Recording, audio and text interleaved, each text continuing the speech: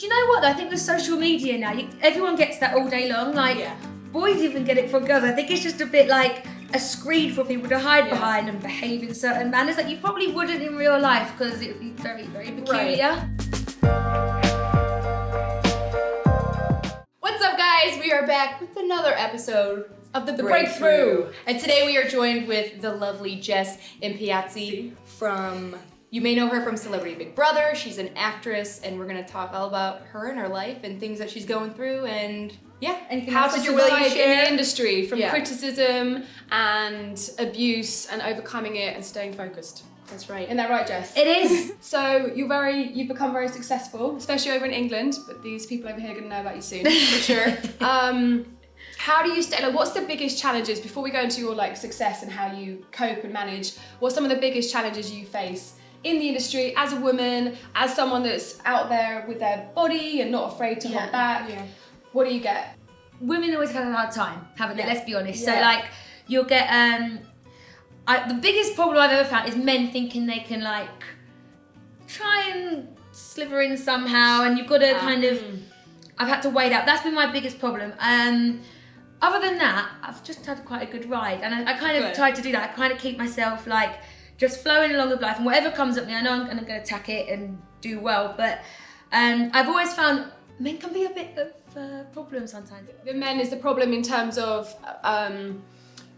you only getting things because the man is into you, and then you have to deal with the whole like, no, I'm not into you, but I still want you to do that for me. Like, do you find that difficult? Do you know, like, yes, but I'm quite assertive with myself, so I'm like, well, this isn't gonna happen, mate. So You're good at saying no. Yeah, and I think you have to be very headstrong in it. I think that's the word I'm looking for, like headstrong. You got to be headstrong and interesting. And you know, with the whole Me Too movement now, it's come to light that it's not acceptable for people to behave in that manner. I feel like the Me Too movement is so much good for everyone in any industry really now. How do you deal with like the criticism? Because I know you were on Celebrity Big Brother. Yeah. So naturally, when you're exposed, you also get good fans, and then you get some haters. So how do you deal with that? Like, what was that like for you? So it used to bother me a lot more, but when I came out of Celebrity Big Brother, I found it quite funny, because let me tell you the biggest problem people had about me. They hate my voice. They were like, Jess sounds like a 10-year-old boy. And I was like, Jess was just saying this morning how much she loves your voice. She literally was like, oh my God, she's the cutest. She's got the best I got voice. hammered for it. And I mean, trolled. She sounds like there's something wrong with her. She's like, and I was like, well, there's not much I can do to change that. It's unbelievable. Like, what can I do to change my voice? Do you go like, hello everybody, nice to meet you. Like, I find it very peculiar. Charlie, you kind of said the same thing. You almost found it funny, like I did. I found it really funny. So Yeah. we met each other through auditioning for Big Brother, by the way, for anyone that's confused about this story. And I did it about 3 years before you. Yeah, for about 4 years. And I got like I got annihilated for being the most. What did I get? I got annihilated for being too understanding, not opinionated enough, and like a wet fucking blanket. And I was like, I know myself. I know I'm 100% not like a wet blanket. Well, that's how I think of myself, which is great. Good for me. But just like thousands of comments. Like there was lots of good ones too, but then all the negative ones, I thought I'd be so upset by. I really was dreading it. I was like, oh my God, when I leave this house after 3 months, I'm gonna get this horrible. Yeah. Oh, And actually, after the first like 3 or 4, you're like, this is just people. Well, you're a bit ridiculous. Yeah, this is ridiculous. This is hilarious. And then you actually, it's really not. I kind of think like, and me and my friends and people that I like to be around people that are positive and happy and push each other, and no one tears each other down. No one is judgmental to other people, because if you're sitting and judging someone, it's because you're not really happy in yourself. I kind of feel like that. Okay, so I know that you've always been driven. I could tell when I first met you when you were 20, this girl is going places. You're already doing your own calendar 10 years ago. Yeah. So how do you stay, what's your mission statement? How do you stay focused on it, still being a good person, but like, what's your kind of philosophy with your career? I feel like what you give out, you get back. So if I was horrible and like stamping on people to put myself forward and make sure I'm going places, I mean, there's been many times I could have been a really awful person and probably chuck myself further quicker, but I think I'd have just fallen off the edge, because I don't think you can really survive. Maintain that. Yeah. No, live with yourself. Exactly, and I wouldn't want to do that. I'd rather not be successful and still know that I had a good heart. And I think people will always see that and kind feel of that, in you. yeah, definitely. And wherever you go and give off good vibes, you're gonna get it back. When I wake up in the morning, I listen to like YouTube videos of like how to beat fear, how to make sure you're doing well. Who do you watch? You don't know what Abraham Nix do. So many. I was about to say, there's a lot Tony of Robbins. I got just a lot. Mel Robbins. Yeah. Like there's so. And don't get me wrong. There's days when I wake up and I'm like, oh god.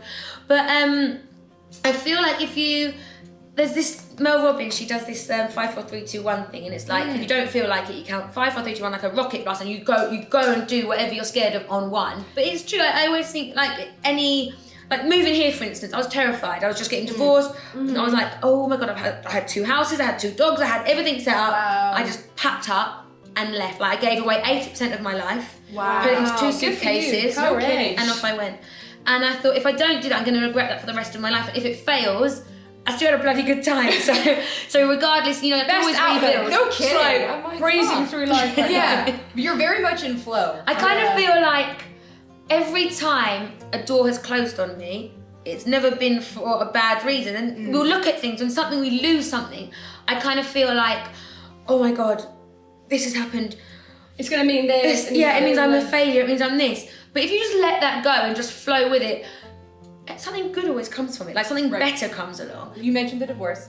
Yes. So what happened? You said it was like good things happen when a door closes. Yeah. So like what was the good side of the divorce? Because I know a lot of people are like, how was that good? Yeah, I mean, like, I don't think it was right. So it was another reason, an example of things happening for a reason. I really do believe in that everything we do happens for a reason and in the right time. So I may not have had the confidence a couple of years back if I got divorced then to pack up and leave, and now I'm in a place where I was like, okay, I'm gonna do it.